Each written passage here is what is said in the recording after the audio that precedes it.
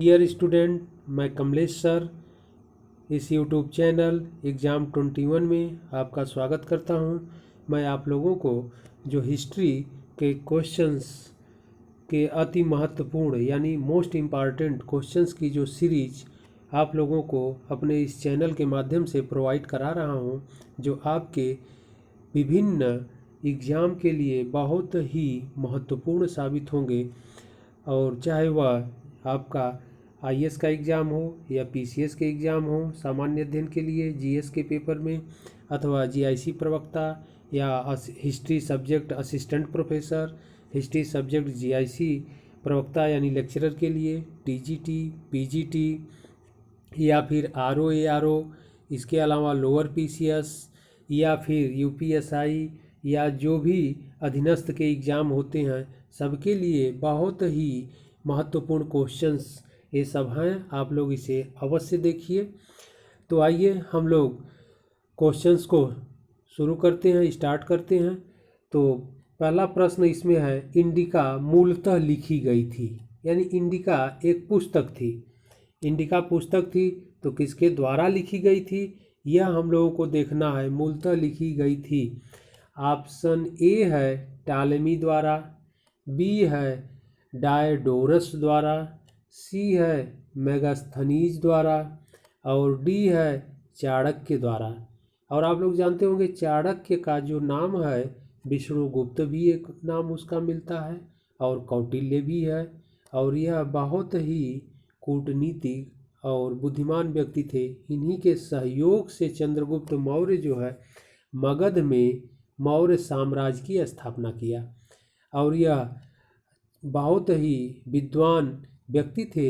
यह तक्षशिला जो विश्वविद्यालय था उस समय, जो तक्षशिला यूनिवर्सिटी थी उस समय, इसके उस विश्वविद्यालय के ये आचार्य थे यानी वाइस चांसलर थे।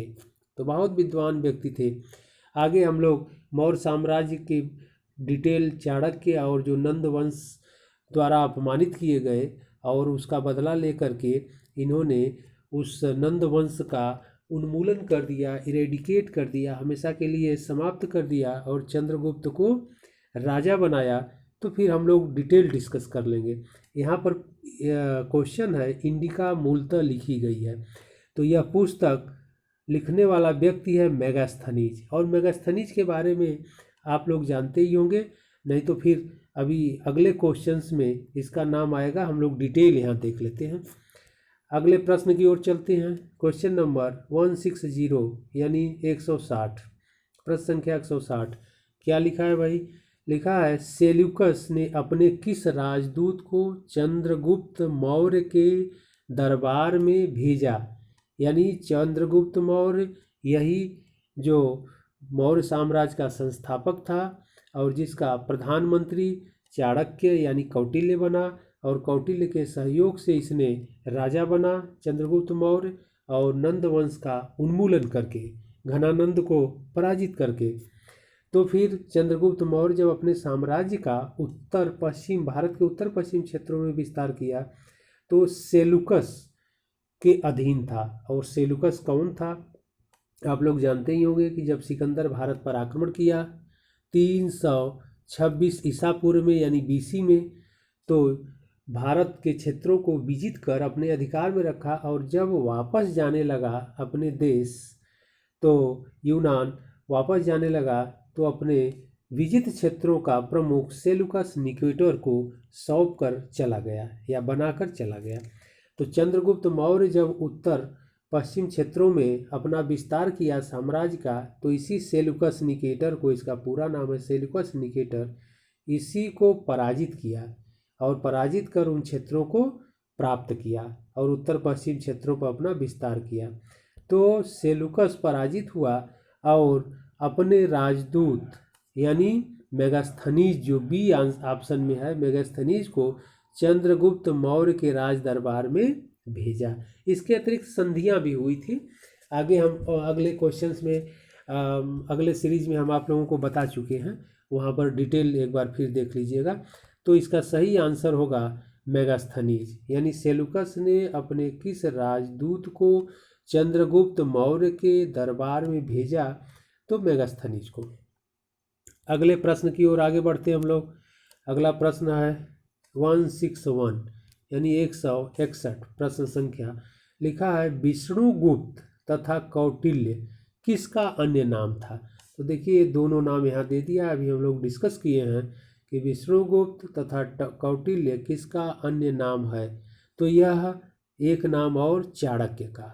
तो चाणक्य, कौटिल्य और विष्णुगुप्त जो चंद्रगुप्त मौर्य को साम्राज्य या शासक बनाया, मौर्य साम्राज्य की स्थापना करवाया और स्वयं प्रधानमंत्री बना। अगले प्रश्न की ओर चलते हैं हम लोग।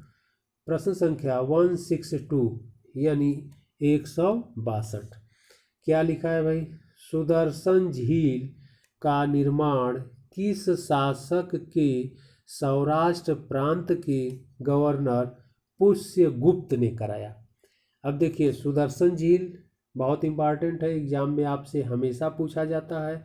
का निर्माण किस शासक के सौराष्ट्र प्रांत के गवर्नर पुष्यगुप्त ने कराया। तो इसका सही आंसर होगा सी, क्योंकि ऑप्शन ए दिया है अशोक, ऑप्शन बी है स्कंदगुप्त, ऑप्शन सी है चंद्रगुप्त मौर्य और ऑप्शन डी है समुद्रगुप्त। तो यहाँ पर हमें कह रहा है कि सुदर्शन झील और यहाँ पर गवर्नर का नाम तो पुष्यगुप्त जो है चंद्रगुप्त मौर्य का, ठीक है, प्रांतपति था अथवा गवर्नर था और सौराष्ट्र प्रांत का था। सौराष्ट्र प्रांत वर्तमान राज्य अथवा स्टेट गुजरात क्षेत्र में पड़ता है या गुजरात राज्य में स्थित था।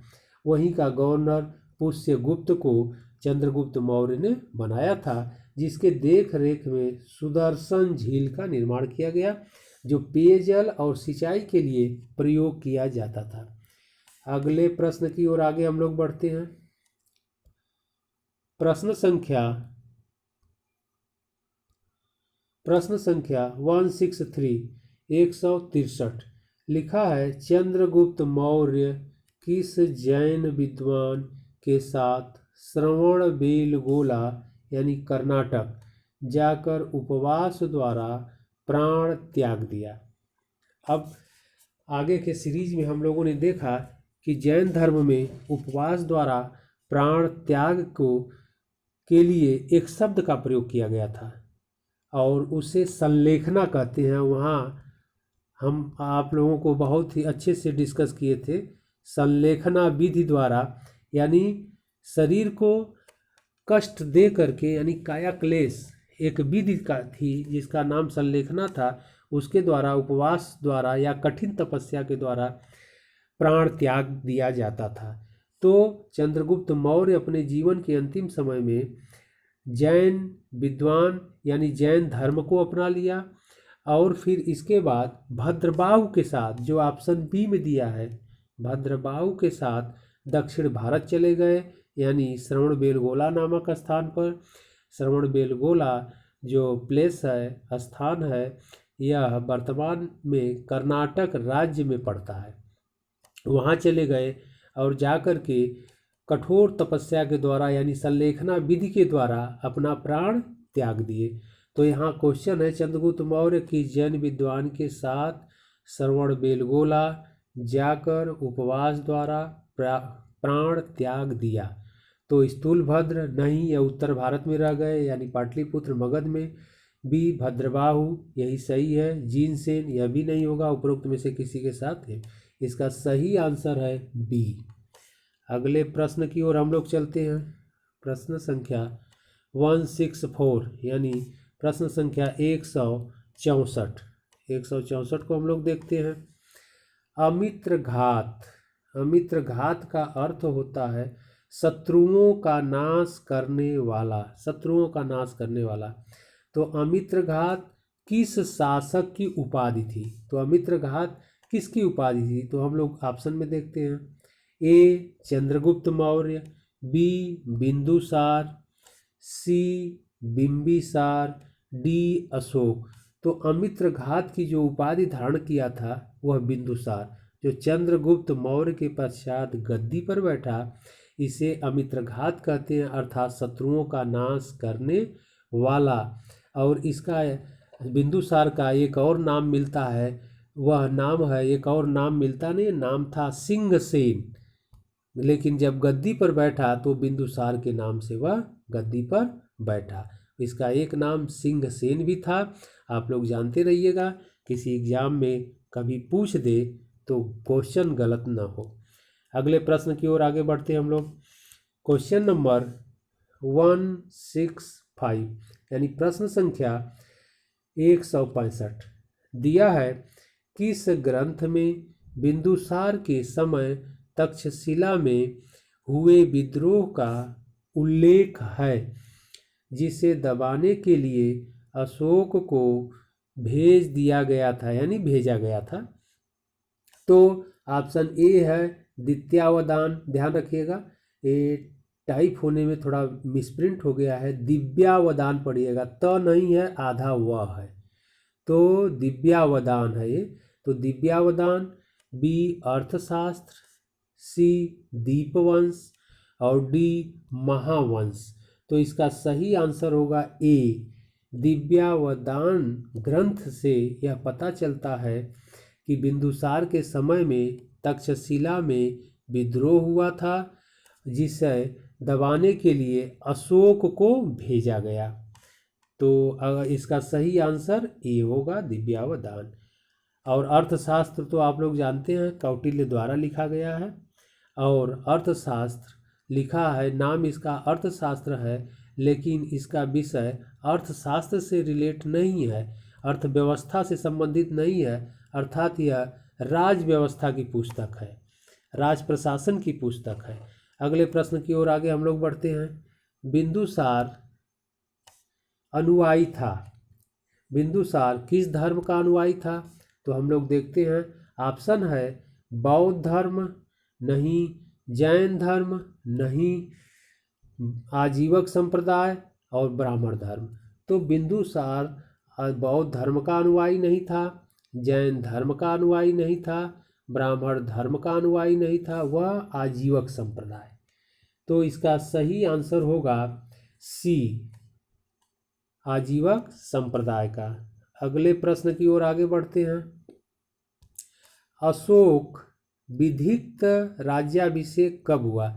यानी इस प्रश्न को ऐसे भी पढ़िएगा आप लोग, अशोक का, ठीक है, विधि पूर्वक राज्याभिषेक कब हुआ? तो आप लोग जानते ही होंगे कि अशोक, ऑप्शन दिया है ए 269 BC यानी ईसा पूर्व, बी दिया है 273 यानी 273 ईसा पूर्व, सी दिया है 269 ईस्वी और डी दिया है 273 ईस्वी। तो देखिए ईस्वी तो होगा ही नहीं, मौर्य साम्राज्य जो स्थापित हुआ था वह ईसा पूर्व में था, इसलिए सी और डी ऑप्शन इसमें नहीं होंगे। अब ऑप्शन ए और ऑप्शन बी, तो यहाँ पर ऑप्शन जो बी है 273 ईसा पूर्व में अशोक गद्दी पर बैठा था, लेकिन विधिवत राज्याभिषेक 269 ईसा पूर्व में हुआ, 269 ईसा पूर्व में विधिवत राज्याभिषेक हुआ। तो बीच में 273 से लेकर के 269 के बीच अशोक क्या करता रहा कि अपना राज्याभिषेक नहीं करा पाया। तो ऐसा मिलता है कि अशोक इन वर्षों में 273 से लेकर 273 से लेकर 269 के बीच वार ऑफ सक्सेसर यानी उत्तराधिकार का युद्ध लड़ता रहा, और किससे लड़ा? अपने भाइयों से।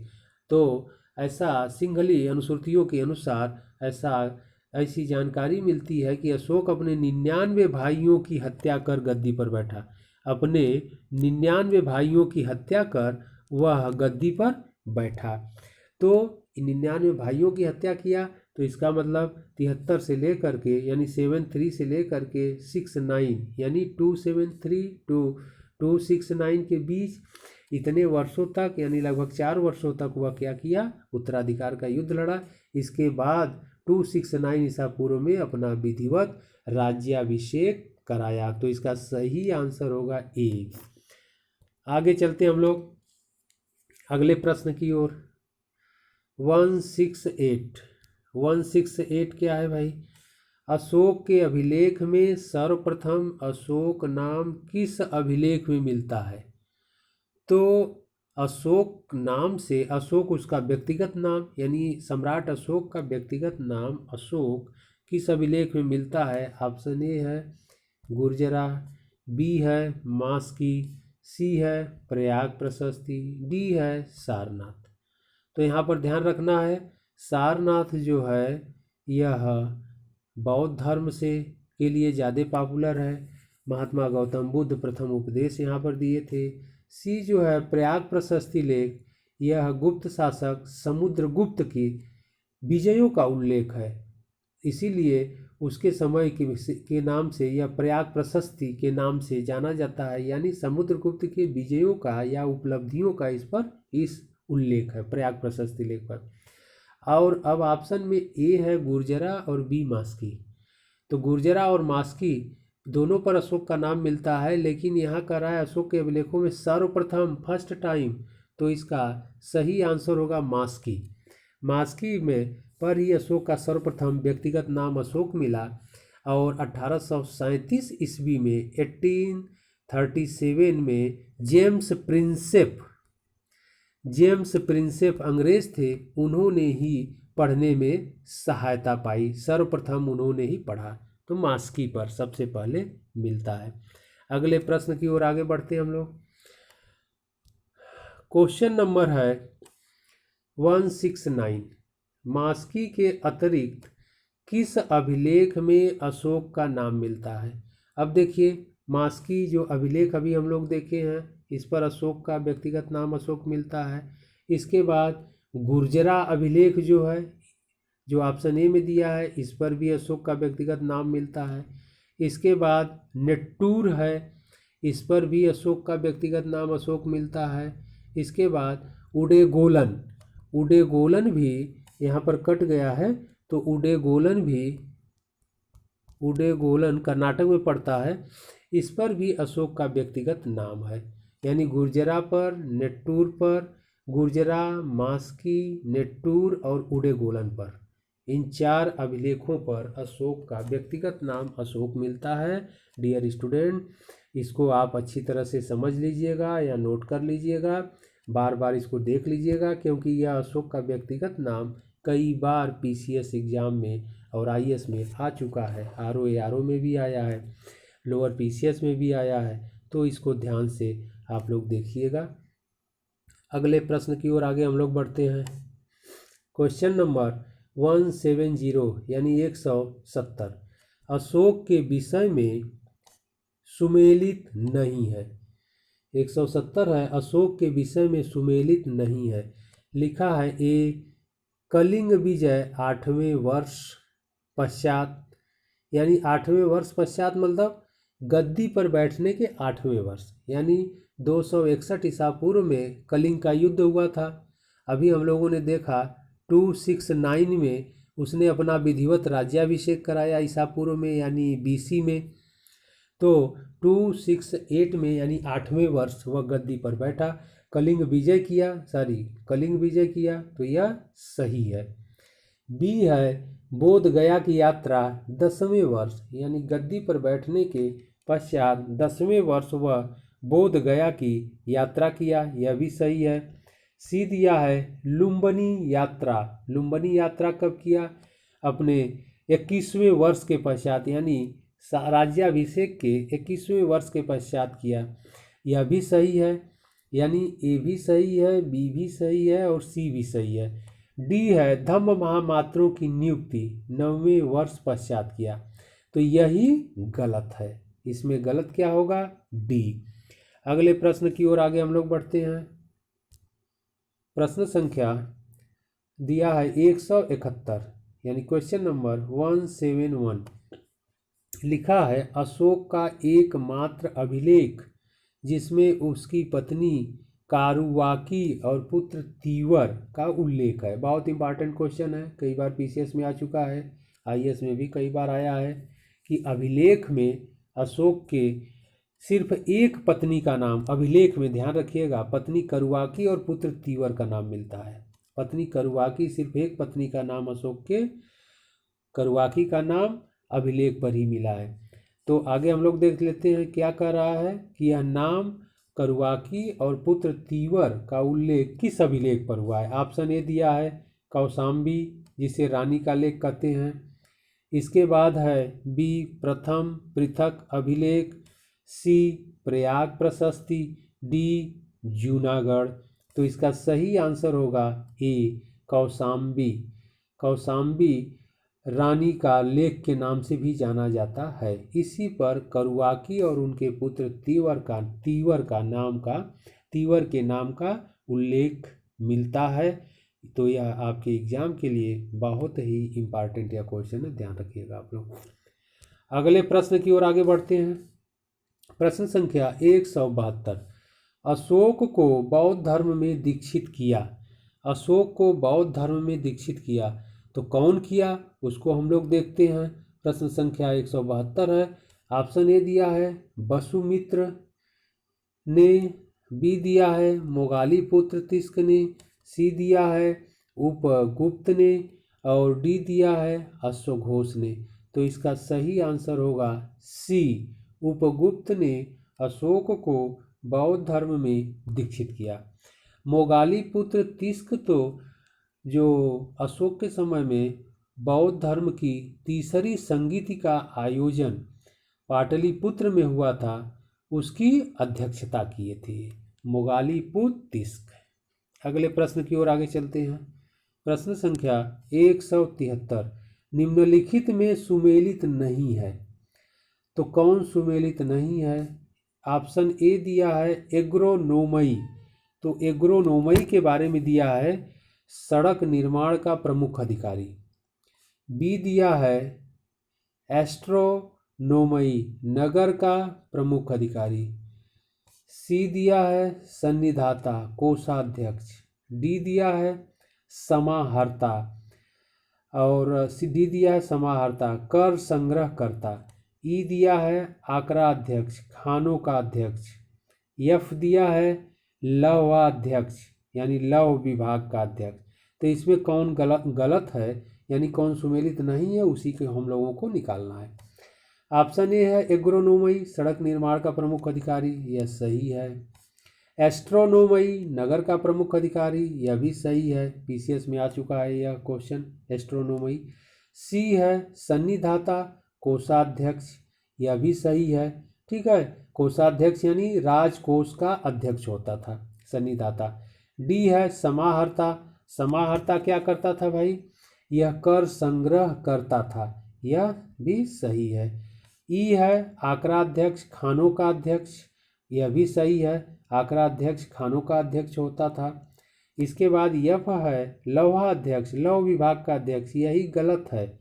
तो यफ जो है वह गलत है। कैसे गलत है कि लौहाध्यक्ष लौ विभाग का नहीं होता था, धातु विभाग होता था, धातु विभाग का वह प्रमुख होता था। अगले प्रश्न की ओर आगे हम लोग बढ़ते हैं। प्रश्न संख्या 174 क्या है, राजकीय कृषि विभाग का अध्यक्ष कौन था।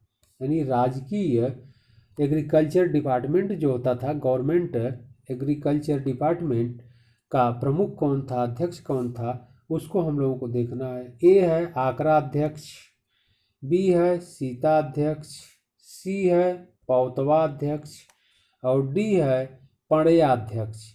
तो इसका सही आंसर होगा बी सीताध्यक्ष। ध्यान रखिएगा, कई बार एग्जाम में आ चुका है यह। सीताध्यक्ष जो होता था यह कृषि विभाग का प्रमुख होता था अथवा अध्यक्ष होता था। अगले प्रश्न की ओर आगे हम लोग बढ़ते हैं। और आक्राध्यक्ष अभी हम लोग देखे हैं खानों का प्रमुख होता था। अगले प्रश्न की ओर आगे बढ़ते हैं हम लोग।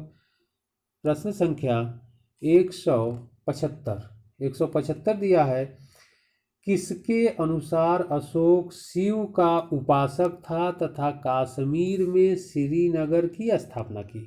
किसके अनुसार अशोक शैव धर्मावलंबी था, यानी भगवान शिव का उपासक था और तथा कश्मीर में श्रीनगर की स्थापना किया। तो ऑप्शन में है ए कौटिल्य, बी कल्हड़, सी हायान और डी मेगास्थनीज। तो इसका सही आंसर होगा 175 का बी कल्हड़, इस बात का उल्लेख कल्हड़ द्वारा किया गया है। ठीक है, कल्हड़ की पुस्तक तरंगिणी है। तरंगिणी में इसका उल्लेख किया गया कि अशोक शिव का उपासक था तथा कश्मीर में श्रीनगर की स्थापना किया था। अगले प्रश्न की ओर आगे हम लोग बढ़ते हैं। प्रश्न संख्या 176। 176 क्या है भाई? मौर्य वंश का अंतिम शासक। यह भी क्वेश्चन बार बार एग्जाम में आप लोग देखे होंगे तो आया है, रिपीट हुआ है। 176 मौर्य वंश का अंतिम शासक कौन था? तो मौर्य वंश का अंतिम शासक दशरथ, ऑप्शन ए दिया है, बी दिया है कुणाल, सी दिया है जालौक, डी दिया है बृहद्रथ। तो इसका अंतिम शासक था बृहद्रथ। बृहद्रथ की ही हत्या कर इसका सेनापति पुष्यमित्र शुंग था, जिसने इसकी हत्या कर शुंग राजवंश की स्थापना किया। अगले प्रश्न की ओर आगे बढ़ते हैं। प्रश्न संख्या 177 दिया है सही सुमेलित नहीं है। सही सुमेलित नहीं है तो गलत कौन है, कौन सही सुमेलित नहीं है उसको हम लोगों को देखना है। तो ए दिया है भारत का मैकियावेली चाणक्य को, बी दिया है भारत का आइंस्टीन आर्यभट्ट को, और सी दिया है भारत का नेपोलियन समुद्रगुप्त को, भारत का शेक्सपियर कालिदास को। तो भारत का शेक्सपियर कालिदास को कहा जाता है, उपमा दी जाती है, सही है। भारत का नेपोलियन समुद्रगुप्त को कहा जाता है, यह भी सही है। भारत का मैकियावेली चाणक्य को कहा जाता है, यह भी सही है। भारत का आइंस्टीन, यही इसका सही आंसर बी होगा, यानी यही सुमेलित नहीं है। अगले प्रश्न की ओर आगे बढ़ते हैं हम लोग। प्रश्न संख्या 178 यानी क्वेश्चन नंबर 178 लिखा है किसके अभिलेख के आधार पर अशोक का इतिहास लिखा गया। अब यहाँ पर लिखा है किसने अभिलेखों के आधार पर सम्राट अशोक, अशोक मतलब मौर्य शासक अशोक, मौर्य शासक अशोक का इतिहास लिखा गया। ऑप्शन दिया है A James Prinsep, B William Jones, C Bhandarkar ने, डी रोमिला थापर। तो इसका सही आंसर होगा सी, डी आर भंडारकर साहब पूरा इनका नाम है। तो इन्होंने अभिलेख के आधार पर मौर्य शासक अशोक का इतिहास लिखा है। ठीक है, जबकि जेम्स प्रिंसेप जो है इनके अभिलेखों को सर्वप्रथम पढ़ा है, और विलियम जोन्स, रोमिला थापर साहब, ये लोग भी अभिलेखों के आधार पर इतिहास नहीं लिखे हैं। अगले प्रश्न की ओर चलते हैं हम लोग। अगला प्रश्न है 179 यानी क्वेश्चन नंबर 179। अशोक के अभिलेखों को 1837 में सर्वप्रथम पढ़ा। अब देखिए इस क्वेश्चन को हम लोग ऊपर डिस्कस कर चुके थे, जिस पर लिखा था कि अशोक नाम किस अभिलेख पर मिला, उसी जगह हम लोग डिस्कस किए थे कि इसको पढ़ा कौन था। तो ऑप्शन है A James Prinsep, B Bhandarkar ने, सी रोमिला थापर ने, और डी विलियम जोन्स ने। तो इसका सही आंसर होगा ए जेम्स प्रिंसेप ने 1837 में सर्वप्रथम, ठीक है, अभिलेख को पढ़ा, और अभिलेख को पढ़ने के बाद यानी मास्की अभिलेख को पढ़ा और अशोक का नाम बताया, या पढ़ने में इस अभिलेख को पढ़ने में सफलता पाई। तो यह हैं जेम्स प्रिंसेप महोदय हैं। तो डियर स्टूडेंट, आप इसको अच्छे से देखिए और सब्सक्राइब चैनल को अवश्य कर दीजिएगा, क्योंकि और आप लोगों को हम यह क्वेश्चंस इम्पॉर्टेंट जो हिस्ट्री के सीरीज श्रृंखला है, सीरीज है, इसको हम प्रोवाइड कराते रहेंगे, देते रहेंगे। आप लोग डेली इसको 1-2 सीरीज ज़रूर देखते रहिए, और आगे हम अन्य सब्जेक्ट के, पॉलिटी के, ज्योग्राफी के, जो आपके परीक्षा के लिए बहुत ही इम्पॉर्टेंट यानी मोस्ट इम्पॉर्टेंट क्वेश्चन हैं, उनको भी हम देते रहेंगे। इसके बाद जो है यूपी स्पेशल के भी प्रश्न हम आप लोगों को इस चैनल के माध्यम से देंगे। आप देखते रहिए। तब तक फिर हम लोग मिलते हैं इस अगले पार्ट में, अगले सीरीज में क्वेश्चंस लेकर के, क्वेश्चंस के साथ हम लोग हाजिर होते हैं। तब तक के लिए धन्यवाद।